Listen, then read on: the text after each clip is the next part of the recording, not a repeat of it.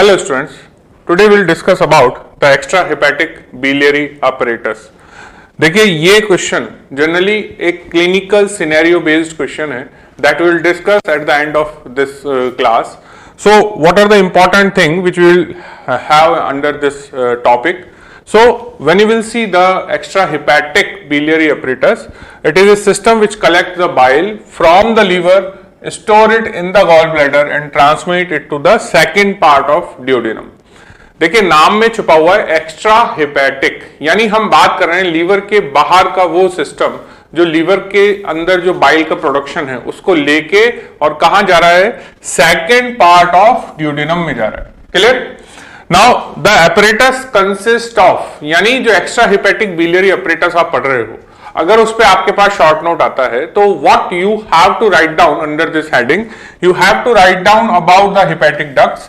There are two hepatic ducts, one is of the right lobe, one is of the left lobe. You have to write down the common hepatic duct जो कि right और left hepatic duct के combination से बनेगी. Then we have a organ is known as gall bladder, then the cystic duct जो कि gall bladder को drain करती है, and then at the last we have the common bile duct जो ultimately bile को लेके जाती है to the second part of duodenum. Clear? Now when you will see the hepatic ducts, देखिए hepatic ducts अभी हमने देखा एक पेयर है, एक राइट है और एक लेफ्ट है. So the biliary drainage of the right and left lobe of the liver is into the right and left hepatic duct, यानी right hepatic duct right lobe का बाइल लेके आएगी, left hepatic duct left lobe का bile लेके आएगी. लेकिन हम इस ड्रेनेज को पढ़ेंगे in the form of this Couinaud's classification. ठीक है, देखिए ये जो क्लासिफिकेशन है, इस क्लासिफिकेशन में हमने राइट और लेफ्ट लोब को दो पार्ट में डिवाइड किया हुआ है with this line which is known as Cantlie's line. ठीक है, ये कैंटिलीज लाइन जो है वो गॉल ब्लैडर फोसा से इंफीरियर वेना केवा तक पास होती है, और इस लाइन के इधर ये जो पार्ट बचा this is known as left lobe of the liver, और इसके राइट साइड में जो पार्ट है this is right lobe of the liver. Now when we are talking about the right and left hepatic duct, तो left hepatic duct जो है वो किसको ड्रेन करेगी, इस लेफ्ट लोब को ड्रेन करेगी. लेकिन लेफ्ट लोब में जो क्यूनॉट्स क्लासिफिकेशन है उसके अकॉर्डिंग हमारे पास 1, 2, 3 एंड 4 चार सेगमेंट्स हैं. यहां पे जब हम लेफ्ट हेपेटिक डक्ट की बात करेंगे तो ये लेफ्ट हेपेटिक डक्ट मेनली हम बात करेंगे second, third and fourth segments की. ठीक है, so the left hepatic duct drains the three segment, not the all four, it mainly drains the three segment, that is second, third and fourth segments of left lobe. while the right hepatic duct it drains the all four segments that start from 5, 6, 7 and 8. Clear? सो यहां पे जो ये 5, 6, 7, 8 है, ये चारों segments किसके अंदर drain हो रहे हैं, राइट हेपेटिक डक्ट के अंदर. लेकिन जो लेफ्ट लोब है उसमें सिर्फ सेकंड, थर्ड एंड फोर्थ ये तीन सेगमेंट्स ड्रेन होते हैं लेफ्ट हेपेटिक डक्ट से. यानी जो फर्स्ट सेगमेंट हमारे पास रह गया, ये जो फर्स्ट सेगमेंट है 80% केसेस में जो फर्स्ट सेगमेंट होता है it is drain into the both right and left. ये दोनों के अंदर ड्रेन होता है, drains into both right and left hepatic duct. This is the question of your exam कि जो सेगमेंट 1 है जिसको हम कॉर्डेट लोब बोलते हैं, ये सेगमेंट 1 या कॉर्डेट लोब का बिलियरी ड्रेनेज कैसे होता है. So when you will see this segment 1 which is here and this segment 1 is drain into both right and left hepatic duct in 80% of cases. ठीक है, बाकी जो 20% केसेस होते हैं उसमें 15% केसेस में ये ड्रेन होता है लेफ्ट डक्ट में, और 5% केसेस में ये ड्रेन होता है राइट हेपेटिक डक्ट में. ठीक है, बट मोस्ट कॉमनली क्या पैटर्न है इसका, it drain into both right and left hepatic duct. Clear? Now right and left hepatic duct जो होती हैं ये ज्वाइन होती हैं and they will join to form the common hepatic duct. ठीक है, सो राइट और लेफ्ट हेपेटिक डक्ट ने क्या बनाया, कॉमन हेपेटिक डक्ट. ये जो कॉमन हेपेटिक डक्ट होती है ये आउटसाइड द लीवर होती है, यानी एक्स्ट्रा हेपेटिक फॉर्मेशन होता है. ठीक है, so it is usually outside the liver and it is near the right end of porta hepatis. तो जब आप पोर्टा हेपेटिस देखेंगे तो ये हमारा एरिया क्या कहलाता है, पोर्टा हेपेटिस. इस पोर्टा हिपैटिस के अंदर आप ये देख रहे हैं कि एक तो हमारे पास आ रही है लेफ्ट हिपैटिक डक्ट, एक ये आ रही है राइट हिपैटिक डक्ट। ठीक है, ये राइट हिपैटिक डक्ट और लेफ्ट हिपैटिक डक्ट दोनों ज्वाइन होकर क्या बनाती हैं?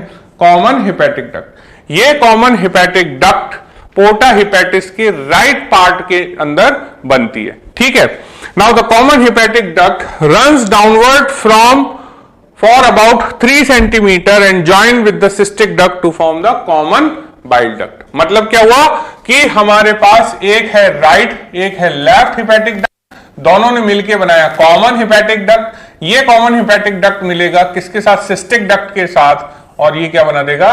Common bile duct. ठीक है, तो right hepatic duct, left hepatic duct, common hepatic duct, they will join with the cystic duct and ultimately there is a formation of common bile duct. Clear?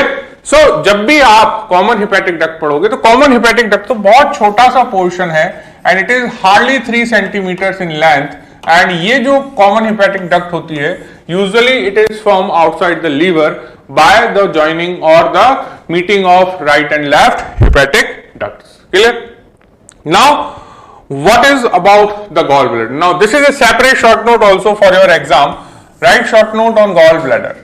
देखिए gallbladder क्या है? It is a pear shaped organ. ठीक है, and gallbladder कहाँ होता है? It lies in a fossa which is on the inferior surface or you can say visceral surface of the liver.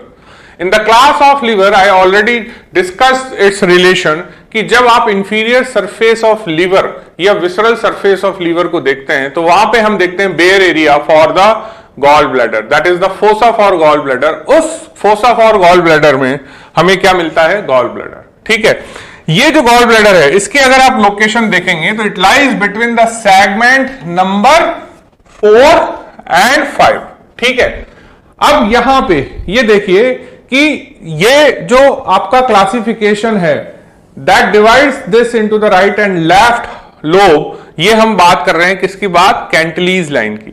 ये Cantlie's line divide करती है इस पूरे लिवर को लेफ्ट एंड राइट लोब में। अब ये जो लाइन है ये पास हो रही है गॉल ब्लैडर फोसा से इंफीरियर वेना केवा में। अब यहां पे ये आपका गॉल ब्लैडर फोसा है। ये जो गॉल ब्लैडर है this lies between the left and right lobe. More specifically अगर हम सेगमेंट्स की बात करें तो यहां पे कौन सा सेगमेंट है? This is segment number 4 and यहां पे कौन सा सेगमेंट है? This is segment number 5। ये सेगमेंट नंबर 5 कौन से लोब का है? राइट लोब का। ये सेगमेंट नंबर 4 कौन से लोब का है? लेफ्ट लोब का। So fossa for gall bladder lies between the segment number 4 and 5। This is a multiple choice question कि उसमें आपसे क्वेश्चन कैसे पूछा जाएगा? Which of the following is true about gall bladder. So gall bladder की location क्या है? Segment number 4 and 5 के बीच में होती है। ठीक है, so this is very important which you have to keep in mind, that is the junction of the right and left lobe. Now what is the length? Now देखिए ये जो dimensions and capacities हैं now it is they are become very important and you have the questions on these numbers. What is the length of gallbladder? It is roughly around 7 to 10 centimeters. अगर आप इसको approximation में देखें तो it is 8 centimeter. But what is the range? 7 to 10 centimeters. When you will see the width is around 3 centimeters or the range is 2.5 to 3.5 centimeters and its capacity is 50 to 60 ml. ठीक है, it can be up to 300 ml if there is a obstruction in the drainage of gallbladder, but the normal capacity is 50 to 60 ml. Clear? Now when you will see the gallbladder, volume of gallbladder increases during fasting and decreases after meal. मतलब क्या हुआ कि जब हम fasting कर रहे हैं, सो fasting के टाइम क्या होगा कि ये जो गॉल ब्लैडर है इस गॉल ब्लैडर के अंदर कलेक्शन बढ़ जाता है। क्यों? बिकॉज देखिए गॉल ब्लैडर जो है ना इसका कनेक्शन सीबीडी के साथ किससे है? इस सिस्टिक डक्ट से है। ठीक है, अब ये जो सिस्टिक डक्ट है ये इसके अंदर डबल डायरेक्शन ऑफ फ्लो होता है। मतलब जब हमें बाइल को बाहर निकालना है तो बाइल इसी सिस्टिक डक्ट से होता हुआ नीचे आएगा और अगर बाइल को गॉल ब्लैडर में अंदर जाना है तो भी वो इसी सिस्टिक डक्ट से होता हुआ गॉल ब्लैडर में जाता है। तो सिस्टिक डक्ट से आपका जो बाइल है वो गॉल ब्लैडर में जाता भी है और उसी सिस्टिक डक्ट से बाइल गॉल ब्लैडर से बाहर आता भी है, ठीक है। But when we are talking about the fasting, at that time यहां जो नीचे हमारे पास इंस्फिंक्टर है, ये इंस्फिंक्टर हो जाता है बंद, ठीक है। और इंस्फिंक्टर के बंद होने से यहां पे एक प्रेशर ग्रेडियंट क्रिएट हो जाता है। ये प्रेशर जो है, इस प्रेशर की वजह से आपका जो बाइल है ये कहां जाने लगता है, गॉल ब्लैडर के अंदर जाने लगता है, ठीक है। तो जो बाइल प्रोडक्शन होके नीचे आ रहा है, कहां से, लीवर से बाहर निकल के आ रहा है, ये बाइल किसके अंदर जा रहा है अब, गॉल ब्लैडर में, किसके थ्रू, सिस्टिक डक्ट के थ्रू। लेकिन जब हम मील की बात कर रहे हैं, आफ्टर मील या whenever there is a food, तो फूड की वजह से स्टिमुलेशन हुआ, हार्मोनल स्टिमुलेशन हुआ, और ये जो इंस्फिंक्टर है ये रिलैक्स हो जाता है। रिलैक्स होते ही अब इस सिस्टिक डक्ट से बाइल बाहर आने लग गया, ठीक है। और ये बाइल अब किधर जा रहा है, टुवर्ड्स योर ड्यूडेनम, ठीक है। So when you have the fasting, the volume of gall bladder is more, when you have the meal, the gall bladder is having the capacity decreases, ठीक है। Now what are the parts of gall bladder. देखिए गॉल bladder के हम mainly 3 presenting part पढ़ते हैं, fundus, body and neck, clear. So what is fundus, fundus is most dilated part, जो सबसे नीचे वाला पार्ट है। सबसे पीछे ये नेक है जो गॉल ब्लैडर को सिस्टिक डक्ट से कनेक्ट करती है, और ये जो बीच वाला सेंटर पोर्शन है that is the body of gall bladder, clear. Now what are the important features about these parts of the gallbladder. First is the fundus. Fundus lies 1 centimeter behind the inferior margin of liver, ठीक है। जब आप liver देखते हैं तो liver की inferior margin is the sharpest border, उस inferior margin के बिल्कुल पीछे हमें फंडस दिखता है। Fundus also come in contact with the anterior abdominal wall sometimes, and it lies at the angle of lateral border of rectus abdominis and 9th costal cartilage. देखिए ये जो लाइन है, this is very important for your viva. ये बहुत commonly आज question है कि भाई अगर हमें गॉल ब्लैडर का फंडस चेक करना है, सरफेस मार्किंग करनी है, या हमें गॉल ब्लैडर पाल्पेट करना है, तो हम कहां करेंगे। Answer is at the right side 9th costal cartilage, ठीक है। किस साइड, राइट साइड। कौन सा, 9th कॉस्टल कार्टिलेज, जहां रेक्टस एब्डोमिनिस के साथ एंगल बना रहा है उस पॉइंट पे, और we can say tip of the 9th costal cartilage. ये जो पॉइंट है, इस पॉइंट का बड़ा इंपॉर्टेंस है, because you have a sign is known as Murphy's sign, so that we'll discuss in the coming slide. तो Murphy's sign को अगर हमें elicit करना है तो we should have this knowledge कि हमें कहां पे pressure apply करना पड़ेगा, clear? Then the fundus is entirely surrounded by peritoneum, clear? Now what about the body? The body tapers down towards the neck, ठीक है। बॉडी धीरे धीरे नैरो होती जाती है, ठीक है। ये जो बॉडी है, ये बॉडी धीरे धीरे धीरे धीरे नैरो होती जा रही है, और इसका नैरोएस्ट पोर्शन पीछे जाके क्या बन गया, नेक के साथ कंटिन्यू कर गया। The superior surface of the body devoid of the peritoneum, we know this कि जो हमारा फोसा फॉर गॉल ब्लैडर है that is the bare area of liver. Why it is bare area of the liver, क्योंकि उस fossa के अंदर gall bladder जाके चिपका हुआ है, ठीक है। सो गॉल ब्लैडर की बॉडी का जो सुपीरियर सरफेस है और जो फोसा फॉर गॉल ब्लैडर है, यानी इंफीरियर सरफेस ऑफ लीवर है, उन दोनों के बीच में क्या है, कनेक्टिव टिश्यू है, और पेरिटोनियम नीचे से कवर कर रहा है, ठीक है। So the superior surface of gall bladder divides of the peritoneum and it is attached to the liver by just with the help of connective tissue, clear. Now at its inferior surface related to the first part of duodenum, ठीक है।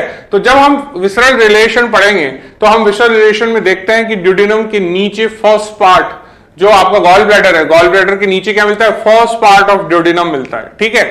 हम dissection में भी ये चीज देखते हैं कि first part of duodenum green colour tinge हो जाता है, क्यों, because it is related with the gall bladder, clear.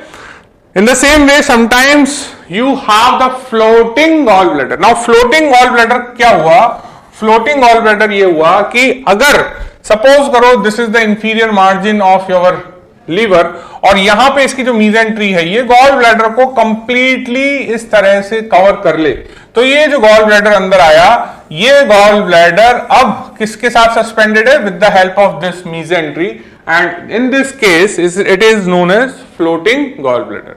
Generally gall bladder की जो सुपीरियर सरफेस है ये सुपीरियर सरफेस क्या है, it is devoid of peritoneum, and peritoneum generally ऐसे जा रहा है, बट ऐसे ना जाके अगर पेरिटोनियम इस तरह से इसको कंप्लीटली सराउंड कर ले तो ये कनेक्शन फिर क्या कहलाएगा, mesentery of gall bladder, and it is known as floating gall bladder. Clear? Now what about the neck? Neck is a narrow upper part which is situated near the porta hepatis. ठीक है, so जब आप यहां पे इसका relation देख रहे हैं तो ये पोर्टा हेपेटिस है और ये आपका क्या है, neck. So neck is an area which is actually the continuation of the posterior part of the body and it connects the gallbladder to the cystic duct. Clear? And it continue with the cystic duct. Clear? So जब भी आप presenting parts of gall bladder पढ़ेंगे आपको ये तीन नाम याद रखने हैं, fundus, body and neck. Clear? अब यहां पे एक बड़ी और इंपॉर्टेंट चीज है कि जो superior surface of gall bladder होता है जो कि लिवर के फोसा फॉर गॉल ब्लैडर के अंदर यहां पे आप देखते हो कि वो अटैच है. कई बार यहां पे छोटी छोटी बिलियरी डक्ट्स होती हैं. ये जो बिलियरी डक्ट्स हैं इनका हमें ध्यान रखना बड़ा जरूरी है, बिकॉज अगर हमने कॉलिसिस्टेक्टोमी की, मतलब इस गॉल ब्लैडर को यहां से रिमूव कर दिया आपने, तो क्या होगा कि ये जो स्मॉल स्मॉल यहां पे जो डक्ट्स हैं जो बाइल डायरेक्ट गॉल ब्लैडर में लेके आ रही हैं, these are known as ducts of Luschka. These are known as ducts of Luschka.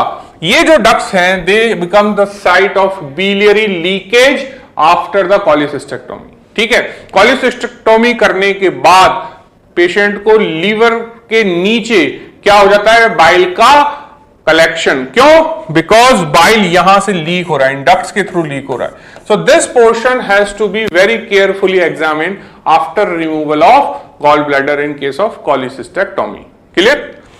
Now what is the very peculiar thing about the gall bladder कि जब भी हम हिस्टोलॉजी में देखते हैं तो हमें पता चलता है कि जो गट की वॉल होती है, इस गट की जो वॉल है, इस गट की वॉल में अगर हम लेयर पढ़ेंगे तो क्या क्या लेयर पढ़ते हैं, अंदर से बाहर की तरफ हम पढ़ते हैं एपिथेलियम. ठीक है, that is a part of mucosa. Then will have the sub mucosa, then will have muscular layer and outside we have serosa. ठीक है, सो हम जनरली यहां पे 4 लेयर्स पढ़ते हैं. ठीक है, सबसे पहले पढ़ते हैं म्यूकोजा, देन हम पढ़ते हैं सब mucosa, then you will have the muscle layer and then you will have serosa. But in case of gallbladder, this is very commonly asked question कि gallbladder की wall में कौन से layers absent होते हैं. Answer is there is no muscularis mucosa and submucosa. Now this is the question of your exam जो आपको याद रखना है कि gallbladder जब आप उसकी हिस्टोलॉजी देखेंगे तो उसमें ना तो ये सबम्यूकोजा होती है और ना यहां पे जो म्यूकोजा की मस्कुलरिस म्यूकोजा होती है वो होती है. यानी गॉल ब्लैडर के अंदर क्या होगा, आपको एपिथेलियम मिलेगी, एपिथेलियम के नीचे लैमिना प्रोप्रिया मिलेगा. ठीक है, उसके बाद you will have the smooth muscles and serosa. Clear? So this is very commonly asked question in exam कि हिस्टोलॉजिकली माइक्रोस्कोपिकली गॉल ब्लैडर का जो लेयर पार्ट है, इसकी जो वॉल है, वो एक कन्वेंशनल या एक नॉर्मल गट ट्यूब से कैसे डिफरेंशिएट है. Answer is because it does not have muscularis mucosa and sub mucosa. Now will talk about the cystic duct. Cystic duct क्या है? देखिए, सिस्टिक डक्ट अभी मैंने बताया ये वो कनेक्शन है जो गॉल ब्लैडर को कॉमन हेपेटिक डक्ट के साथ जोड़ता है एंड उनके दोनों के ज्वाइन होने से आगे कॉमन बाइल डक्ट बनती है. और ये सिस्टिक डक्ट ना केवल बाइल को गॉल ब्लैडर से बाहर ला रही है, but the bile is also entering into the gall bladder through the cystic duct. Clear?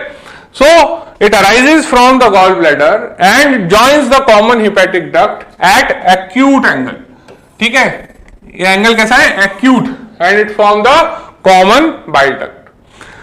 The length of cystic duct is very small. It is again 2 to 4 centimeters. The cystic duct and the neck of gallbladder contains the mucosal folds, and these mucosal folds are known as spiral wall of Hister. Spiral wall of Hister. Clear? But these valves are not true valve.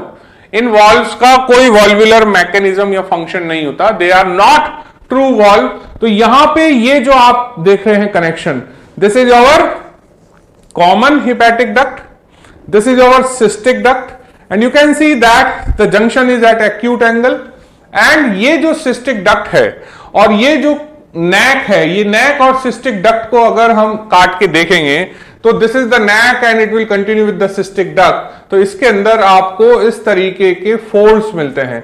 ये जो fold है mucosa के, इनके बीच में से क्या बन गया, एक पाथवे बन गया। ये पाथवे किसके लिए है, so that the bile can come out, but these folds are not true valve, they are known as valve of the Heister but they are not true valve. अब इसकी वजह से एक प्रॉब्लम है। प्रॉब्लम क्या है कि अगर हम सर्जिकली बात करें, अगर हम एक कैनुला यहां से पास करना चाहते हैं तो ये पैसेज कैसा हो गया, स्पाइरल पैसेज हो गया। सो हमारा कैनुला इजीली गॉल ब्लैडर में नहीं जा सकता, ठीक है। So because these valve create the problem in the cannulation, so surgically it is become difficult, ठीक है। But anatomically these valves are not true valve, क्योंकि ना तो ये कॉन्ट्रैक्ट होते हैं ना रिलैक्स होते हैं, but they are making the passage spiral. Now what is common bile duct? देखिए कॉमन बाइल डक्ट कैसे बना। कॉमन बाइल डक्ट बना सिस्टिक डक्ट और कॉमन हेपेटिक डक्ट के ज्वाइन होने से, and it is form by the union of cystic duct and common hepatic duct, and it is approximately 8 centimeters long. Now this is again the question on this number. Normally the diameter of CBD is around 4 to 9 mm. ठीक है, generally will have the 6 mm diameter, but it range from 4 to 9 mm. लेकिन अगर diameter 10 mm से ज्यादा होता है, then we labeled it as a dilated CBD. Abnormal dilatation of CBD कब बोला जाएगा, जब आपको इसका डायमीटर 10 mm से ज्यादा मिलता है, ठीक है। Now this common bile duct is divided into the 3 part. देखिए यहां पे कॉमन बाइल डक्ट बन गई, कैसे बन गई, इधर से आ गई सिस्टिक डक्ट, इधर से आ गया आपका हेपेटिक डक्ट, ठीक है। दोनों ने मिलके क्या बना दिया, दोनों ने मिलके बना दिया आपका कॉमन बाइल डक्ट। अब ये जो कॉमन बाइल डक्ट है, ये कॉमन बाइल डक्ट यहां से नीचे जाएगा और नीचे जाके सेकेंड पार्ट ऑफ ड्यूडेनम में ओपन हो जाएगा, ठीक है। अब ये जो पूरी कॉमन बाइल डक्ट है, इस कॉमन बाइल डक्ट को हम ड्यूडेनम के रेफरेंस में 3 पार्ट में डिवाइड करेंगे। एक जो ड्यूडेनम के ऊपर वाला एरिया है, 2 जो ड्यूडेनम के पीछे वाला एरिया है, तीसरा जो पैंक्रियाज के अंदर चला गया, ठीक है। सो पहला वाला पार्ट क्या कहलाया, सुप्रा ड्यूडेनल। सुप्रा मतलब ऊपर, किसके ऊपर, ड्यूडेनम के ऊपर, तो सुप्रा ड्यूडेनल। दूसरा वाला पार्ट कहां चला गया, बिहाइंड द ड्यूडेनम, सो उसको हमने क्या बोल दिया, रेट्रो ड्यूडेनल, ठीक है। और तीसरा वाला पार्ट जो है, जो इंफ्राड्यूडेनल भी कहलाता है, और that is also known as intrapancreatic, because it is not visible in dissection as it is surrounded by the substance of pancreas, that's why it is known as intrapancreatic, ठीक है। और जो इसका टर्मिनल एंड है वो किसके अंदर enter हो गया, वॉल ऑफ ड्यूडेनम में, दैट इज नोन एज इंट्राड्यूडेनल और इंट्राम्यूरल पार्ट, ठीक है। तो हम ड्यूडेनम को टोटल 4 डिविजन्स में पढ़ते हैं। So first is supraduodenal part. अब सुप्राड्यूडेनल पार्ट हमने देखा हुआ है when we discuss the lesser sac and lesser omentum, ठीक है। सो जो लेसर ओमेंटम है, इसकी राइट फ्री मार्जिन जो है, जो कि एपिप्लोइक फोरामेन की एंटीरियर बाउंड्री बनाती है, उसमें हमने 3 स्ट्रक्चर पढ़े हुए हैं। पोस्टीरियर मोस्ट क्या है, vein, that is portal vein, then artery and then duct. वो डक्ट कौन सी है, supraduodenal part of common bile duct. So this duct courses downward in the free edge of lesser omentum anterior to the portal vein and right side to the hepatic artery. So ये जो relation है हम कई बार discuss कर चुके हैं in my previous videos. So when you will see the supraduodenal portion, where you will find it, answer is right free margin of lesser omentum, ठीक है। अब lesser omentum तो यहां तक अटैच है। अब इसके बाद ये जो डक्ट है, ये डक्ट कहां चली गई, behind this first part of duodenum.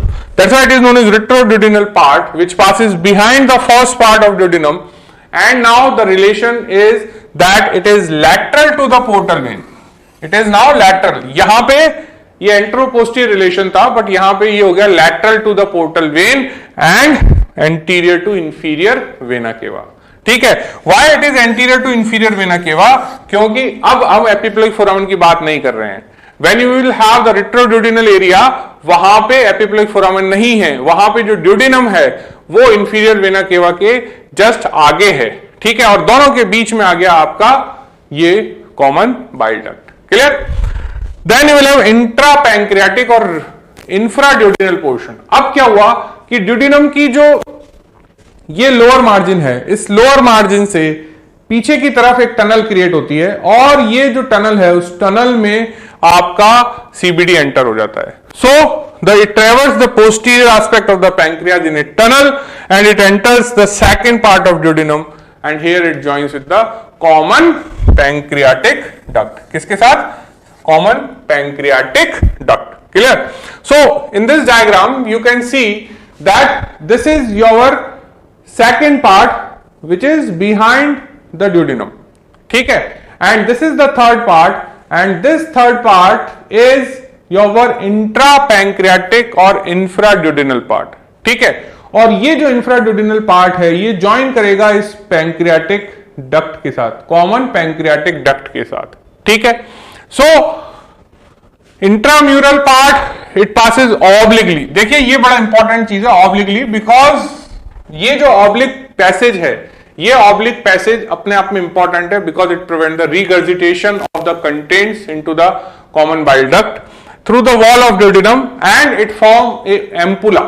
ठीक है, common pancreatic duct and common bile duct दोनों मिलके एक स्ट्रक्चर बना रहे हैं जिसका नाम है एम्पुला, एंड ये जो एम्पुला है ये ओपन होता है मेजर ड्यूडिनल पेपिला पे। ठीक है, सो जब भी आप एग्जाम में अपेयर होते हैं आपको ये 2-3 सवाल पूछे जाते हैं। So what is major duodenal papilla? This is the major duodenal papilla. Major duodenal papilla is a site of the opening of your ampulla of Vater. And what is ampulla of Vater? Ampulla of Vater is formed by the joining of CBD and pancreatic duct. And ये जो ampulla of Vater है इसका length pyloric junction से कितना होता है? Around 8 to 10 centimetre. ठीक है, the distance from pyloric end to this ampulla or you can say major duodenal papilla is around 8 to 10 centimeters. Clear? The common bile duct and common pancreatic duct जो होती हैं they very rarely unite outside the duodenal wall to form a common channel। ठीक है, ये बड़ा important सवाल है कि आपसे पूछा जाता है कि भाई जो एम्पुला वेटर बनता है जो कि कॉमन चैनल है वो कहां बनता है? वो जनरली बनता है in the wall of duodenum में। इट इज वेरी रेयरली, बहुत रेयरली ऐसा होगा कि वो जो कॉमन चैनल है वो आउटसाइड द ड्यूडेनल वॉल बने। ठीक है, इसलिए मैं बार बार इस बात को कह रहा हूं कि आपको ध्यान रखना है कि एम्पुला ऑफ वेटर क्या हमें ड्यूडेनल वॉल के बाहर दिखता है? नहीं दिखता। क्यों? क्योंकि ड्यूडेनम की जो वॉल है इस वॉल के बाहर आपको सीबीडी और पैंक्रियाटिक डक्ट अलग अलग दिखती है। Ampulla of waiter in the thickness of duodenal wall बनता है। They usually join into the duodenal wall which is important line. These ducts very rarely opens independently through the separate orifices। ठीक है, so common bile duct और common pancreatic duct open कैसे होती है? So the both ducts will form the ampulla or you can say common channel into the wall of duodenum and that is known as ampulla of Vater which opens at the major duodenal papilla। Now what is sphincter of Oddi? देखिए sphincter of Oddi एक अकेला sphincter नहीं है, there is a multiple sphincters. So when you will see the sphincteric system it controls the distal bile duct, pancreatic duct and their common channel. ठीक है, so हमारे पास नीचे के एंड में कॉमन बाइल डक्ट के लोअर एंड में एक इंस्फिंक्ट्रिक कॉम्प्लेक्स दिख रहा है। ये कॉम्प्लेक्स किस किस को कंट्रोल कर रहा है? ये कंट्रोल कर रहा है बाइल डक्ट के टर्मिनल एंड को, ये कंट्रोल कर रहा है पैंक्रियाटिक डक्ट के टर्मिनल एंड को, और ये कंट्रोल कर रहा है जो कॉमन चैनल है जिसको हमने नाम दिया एम्पुला ऑफ वेटर उसके कंट्रोल को। ठीक है, सो ये जो इंस्फिंक्ट्रिक कॉम्प्लेक्स है it contains both circular and the longitudinal muscle. अब ये जो इंस्फिंक्ट्रिक कॉम्प्लेक्स कर क्या रहा है? It regulates the flow of the bile and pancreatic juice plus it is preventing the regurgitation. यानी जो बाइल है वो अगर नीचे ड्यूडेनम में जा रहा है या उसका जो बैक फ्लो है, जो रीगर्जिटेशन है वो प्रिवेंट हो रहा है, वो कौन कर रहा है? ये इंस्फिंक्ट्रिक सिस्टम। ठीक है, तो ये इंस्फिंक्ट्रिक सिस्टम बहुत इंपॉर्टेंट है and this sphincteric system is controlling the flow of bile as well as pancreatic juice. The sphincteric mechanism is independent from surrounding duodenal musculature. Now this is again the question कि ये जो sphincter होते हैं इनका relaxation और इनका जो contraction है वो ड्यूडिनल वॉल से कोई इनका लेना देना नहीं होता। ऐसा नहीं है कि ड्यूडिनल वॉल अगर रिलैक्स होगी तो स्फिंक्टर भी रिलैक्स हो जाएंगे, they are independent. Clear? So this is very important line that the sphincteric mechanism is independent from surrounding duodenal musculature. Clear?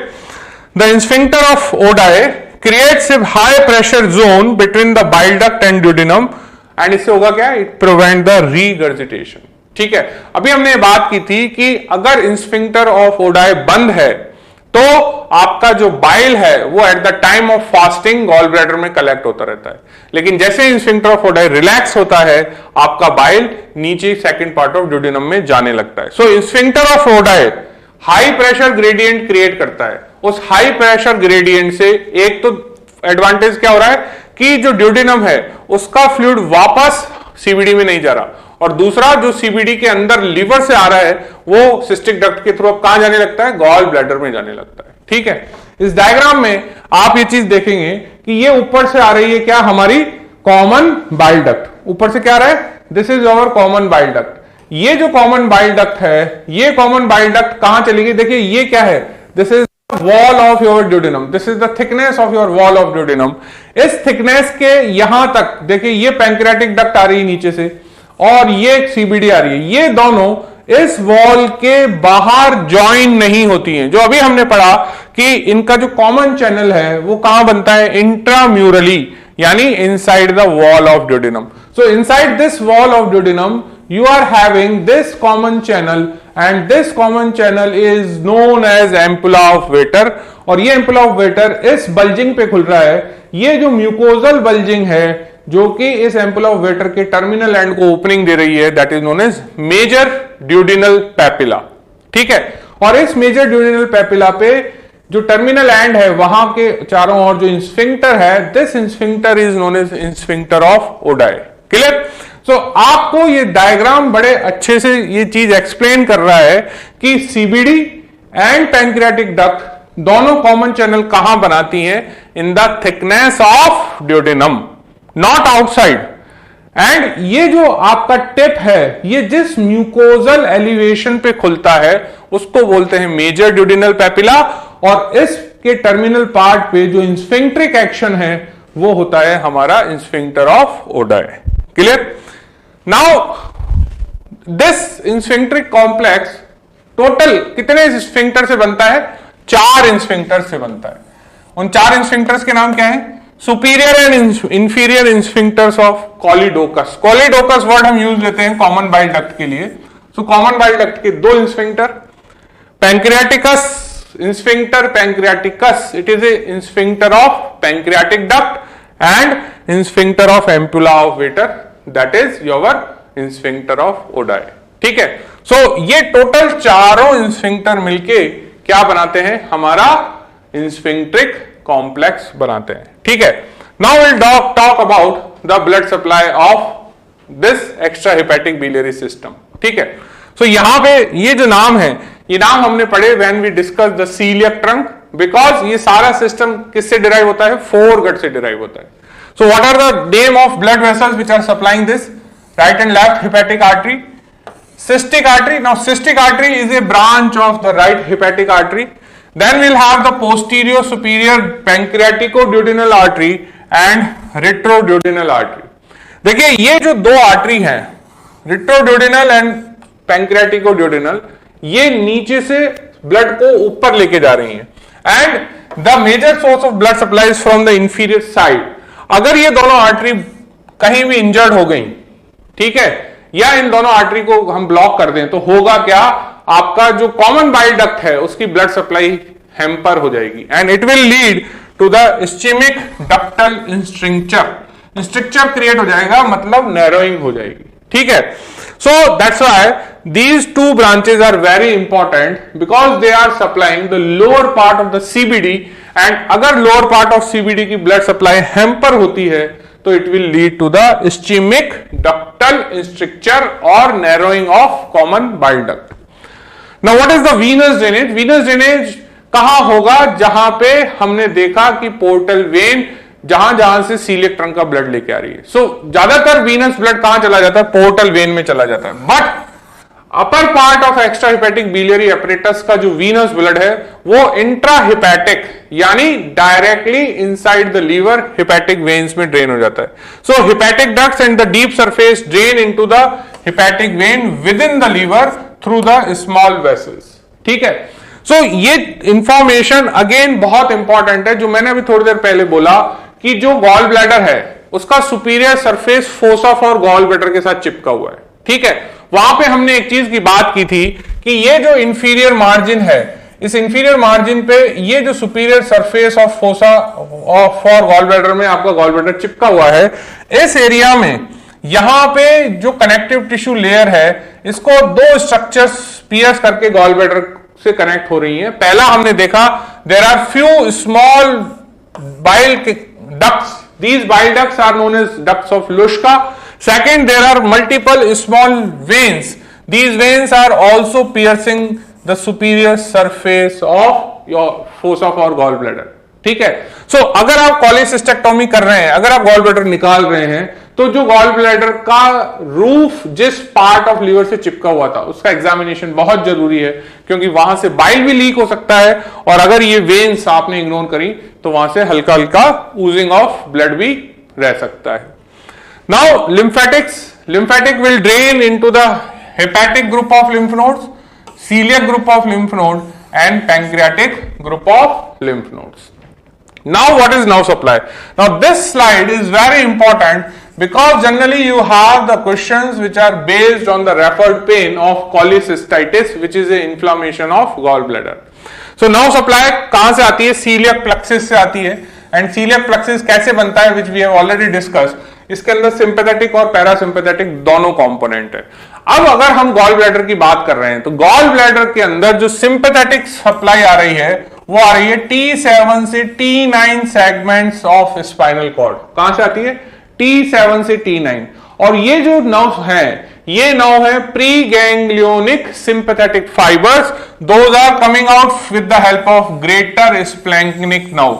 और ये pre ganglionic fibres of greater splanchnic nerve relay हुए coeliac ganglia में और वहां से बना celiac plexus. ठीक है, सो पहला सवाल क्या है? What is the sympathetic supply of gall bladder? Answer is T7 to T9 segments through which nerve? Greater splanchnic nerve. दूसरा सवाल कि ये जो ग्रेटर स्प्लैंक्निक नर्व है, ये greater splanchnic nerve not only आपका सिंपैथेटिक फाइबर लेके आ रही है बट इस नर्व के थ्रू विसरल अफरेंट फाइबर्स भी ऊपर जा रहे हैं। कहां ऊपर जा रहे हैं? इन the same segment that is T7 to T9। तो जब आप स्पाइनल कॉर्ड देखते हो तो उस स्पाइनल कॉर्ड की जो मीडियल ब्रांचेस हैं, those are coming out from the sympathetic trunk basically. तो यहां पे जो दोनों साइड सिंपैथेटिक ट्रंक होता है, इस सिंपैथेटिक ट्रंक से निकलती हैं आपकी मीडियल ब्रांचेस। ये जो मीडियल ब्रांचेस हैं ये प्री गैंग्लियोनिक है क्योंकि ये स्पाइनल कॉर्ड से निकलने के बाद बिना रिले इससे बाहर आ गई। ये मीडियल ब्रांच जो कि प्री गैंग्लियोनिक हैं, they are known as greater splanchnic nerve. और ये branch not only they are having these motor supply or sympathetic supply to the muscles, but it also having the visceral afferents, those are passing through this greater splanchnic nerve. तो ये जो greater splanchnic nerve है इसमें दो तरीके के fibre हो गए, एक ये जो सिंपैथेटिक फाइबर्स हैं, एक वो जो विसरल अफरेंट्स होते हैं। ठीक है, पैरासिम्पैथेटिक सप्लाई कहां से आती है? Answer is from vagus nerve. Now apart from this autonomic nerve supply, this is very important part which you have to remember, that is the sensory fibers from gallbladder also carried by the right phrenic nerve. देखिए right phrenic nerve की root value होती है C3, C4, C5। Phrenic nerve की root value क्या है? C3, C4, C5 and this C3, C4, C5 segment is also present here in the supraclavicular skin। ठीक है, so इस वजह से क्या होता है? It explain the phenomenon of the referred shoulder pain in the patient of gall bladder disease. So जो gall bladder disease के पेशेंट होते हैं, they are having the referred pain in this right shoulder area. The reason is not with the autonomic supply, it is because of the connection with phrenic nerve. Clear? Now there are few important terms, those will come across. First is Calot's triangle. Most favorite question for your multiple choice question कि Calot's triangle होता क्या है. तो देखिए Calot's triangle कहां पे मिलेगा. Calot's triangle extra hepatic मिलता है. इस ट्राइंगल की 3 बाउंड्रीज हैं. एक बाउंड्री तो ये है, ये क्या है, दिस इज सिस्टिक डक्ट. एक बाउंड्री ये है, ये क्या है, कॉमन हिपैटिक डक्ट. और इन दोनों के ऊपर ये क्या है, दिस इज योर लीवर. ठीक है. सो लीवर, सिस्टिक डक्ट और कॉमन हिपैटिक डक्ट, इन तीनों को मिला के जो ट्राइंगल बना, इस ट्राइंगल को नाम दिया गया कैलॉट्स ट्राइंगल. ठीक है. So what are the boundaries of Calot's triangle? On the right and inferior side you have the cystic duct, on the left side you have the common hepatic duct, and above or superiorly you will have the inferior margin of the liver.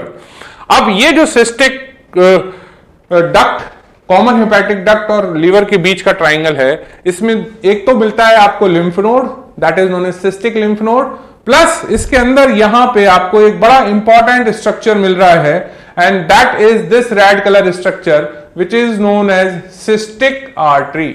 सो यहां पे आपको एक cystic artery मिलती है and cystic lymph node मिलता है. ये cystic artery बहुत इंपॉर्टेंट है because whenever we have laparoscopic cholecystectomy, I am not talking about the open cholecystectomy, I am talking about laparoscopic cholecystectomy. So when there is a laparoscopic cholecystectomy, at that time the surgeon has to identify this triangle first, and he first ligate this artery to prevent the hemorrhage. ठीक है. सो जब भी हम gall bladder को लेप्रोस्कोपिकली remove करेंगे तो सबसे पहले हम उसकी ब्लड सप्लाई को बंद करते हैं, और ब्लड सप्लाई बंद करने के लिए आपको सिस्टिक आर्टरी को लाइगेट करना होता है, जो कि मेन ब्लड सप्लाई है गॉल ब्लैडर की. और ये सिस्टिक आर्टरी हम आइडेंटिफाई करते हैं with the identification of Calot's triangle. ठीक है. एक एनोमली होती है फ्रिगियन कैप. फ्रिगियन कैप में क्या होता है कि ये जो गॉल ब्लैडर है, ये गॉल ब्लैडर इनफोल्डिंग शो करता है. ठीक है. सो अगर गॉल ब्लैडर इनफोल्डिंग शो करेगा तो ये जो गॉल ब्लैडर का फंडस पार्ट है, ये इस तरीके से नजर आता है. ठीक है. So this is known as Phrygian cap, which is not a indication of cholecystectomy. It is just a infolding and it create an internal septum. Then you will have Hartmann's pouch. What is Hartmann's pouch? Hartmann's pouch is nothing but it is a kind of diverticulum. ये क्या है? एक तरीके का diverticulum है, और ये जो डायवर्टिकुलम है ये बनता है नेक पे. ठीक है. ये जो नेक ऑफ आपका गॉल ब्लैडर है, इस नेक में एक एबनॉर्मल पाउचिंग नजर आती है. ये abnormal pouching is known as Hartmann's pouch. और ये हर्टमन्स पाउच इसलिए इंपॉर्टेंट है बिकॉज अगर इस गॉल ब्लैडर के अंदर स्टोन्स बन रहे हैं तो this stone will go and lodge in this Hartmann's pouch. So Hartmann's pouch is present near the neck of gallbladder, which is a diverticulum, and this diverticulum contains the biliary stones. Clear? Then you will have Murphy's sign. Now this Murphy's sign is very important sign in case of acute cholecystitis. देखिए एक चीज याद रखना कि Murphy's sign chronic cholecystitis में absent होता है. Chronic cholecystitis का मतलब ये हो गया कि अगर पेशेंट आपको acute और यू कैन से cholecystitis या biliary colic के रिपीटेड एपिसोड्स की हिस्ट्री दे रहा है. If patient is having biliary colic every 3 or 4 months and then and later on he is having the same complaint repeatedly over the every 1 month, so अगर ऐसी history 2-3 साल की है तो वो क्या कहलाया? Chronic cholecystitis. So chronic cholecystitis में Murphy's sign एब्सेंट होता है. Murphy's sign is a feature of acute cholecystitis. अब Murphy's sign में करना क्या है कि इसको हम एलिसिट कैसे करेंगे?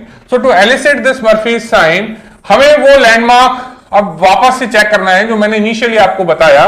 That is the right side. That is the right side. अगर हम ये मिड लाइन है और यहां पे ये आपका 9th कॉस्टल कार्टिलेज है, तो ये जो 9th कॉस्टल कार्टिलेज का टिप है, इस टिप के नीचे क्या है? आपका फंडस ऑफ गॉल ब्लैडर. ठीक है. अब हम करेंगे क्या? We will ask the person to hold the breath. ठीक है. उसने एक्सपिरेशन किया और ब्रीथ होल्ड की. and we are keeping our finger at the tip of 9th costal cartilage. Now ask the patient to do the inspiration.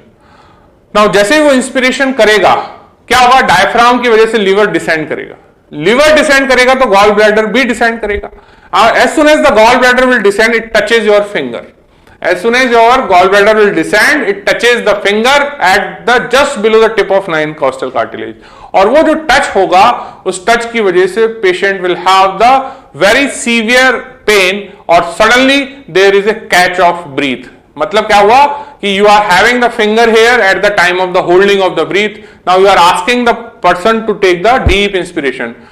And as soon as he will take the deep inspiration, there is a sudden catch of the breath there, and that is a positive, or you can say the Murphy's sign is present.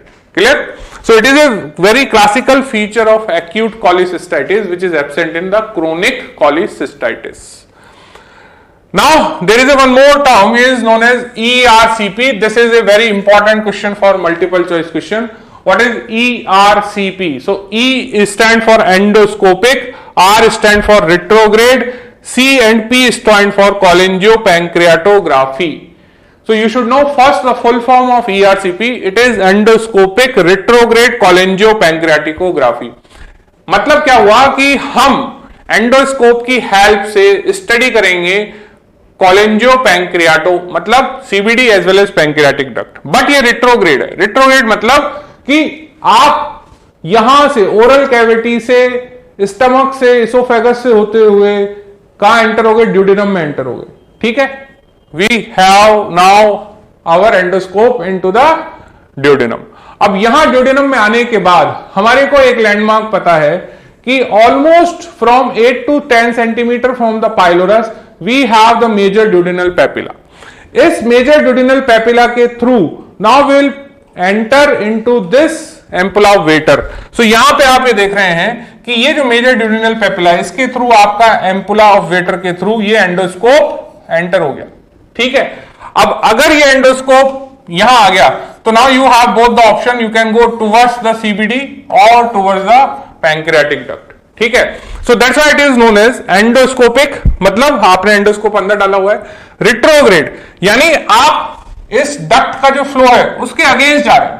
ठीक है, that's why it is retrograde and study of the CBD and pancreatic duct system is the cholangiopancreatography.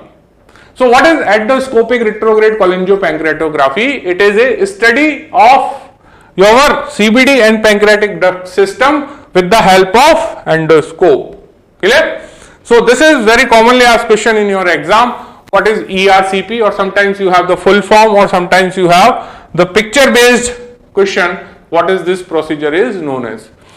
Now this is actually the last slide which is showing the whole crux of this class कि actual exam में question हमारे को क्या पूछे जाने वाला है.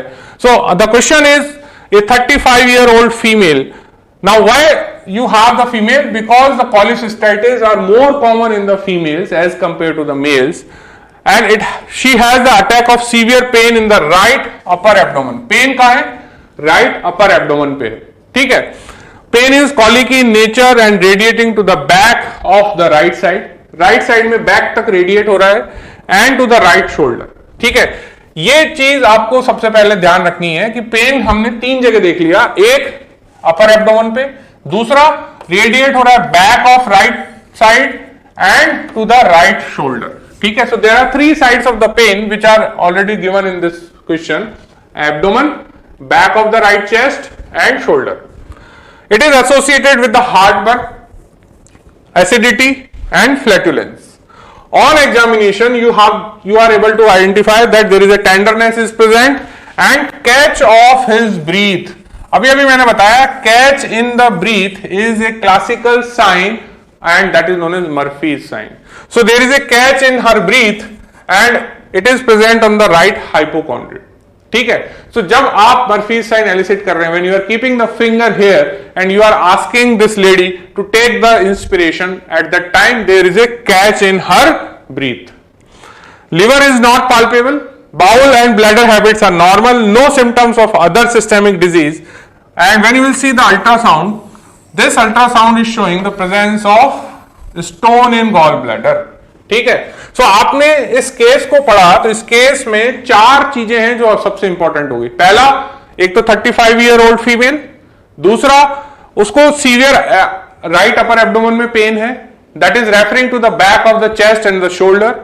Then you have the Murphy's sign, जो यहां पे किस फॉर्म में लिखा हुआ है, catch in her breath, and ultrasound clearly showing the stones in gall bladder. अब इसके बेस पे you have the question in your exam. पहला सवाल ये, what is the clinical condition. सो ये क्लिनिकल कंडीशन क्या कहलाई, एक्यूट कोलिसिस्टाइटिस, और it is also known as biliary colic. Describe the anatomy of involved organ. So you have to write down here the anatomy of the gallbladder and extrahepatic biliary system. What is the cause of referred pain in this condition? देखिए, जो referred pain है ना in this condition, उसके 2 part हैं। एक sympathetic supply जो हमने देखा कि वो T7 से T9 सेगमेंट को आती है, और जो दूसरा है that is the phrenic nerve, that is C3 से C5। ये जो वाला जो पार्ट है T7 टू T9, ये T7 टू T9 वो सेगमेंट्स हैं जो आपके entry abdomen wall plus your infrascapular region को सप्लाई करते हैं। ठीक है, तो ये डर्मेटोम भी वही है जो कि यहां पे सिंपैथेटिक सप्लाई कर रहे हैं। So because of the common sharing of the cords of 7th, 8th and 9th thoracic nerve, the pain of gallbladder is referred to the anterior abdominal wall on the right side, and as well as radiating to the infrascapular region on the posterior side of right area. Now, because of the irritation of the phrenic nerve on the right side, there is a referred pain on the area around the right shoulder region. ठीक है? Then, what is the important landmark of this organ blood supply during the laparoscopic surgery? So, when the patient is undergone the laparoscopic surgery, what is the important landmark related to this blood supply? Answer is Callot's triangle. Clear? So, at the end of this lecture, what we are able to understand कि extrahepatic biliary apparatus क्या है, उसके components क्या हैं, and the सबसे important चीज ये है कि जब आप एग्जाम में जाते हैं, you should able to identify the clinical scenario based question, and you should able to attempt all the sub questions based on this case. So this is all about today's class. Thank you.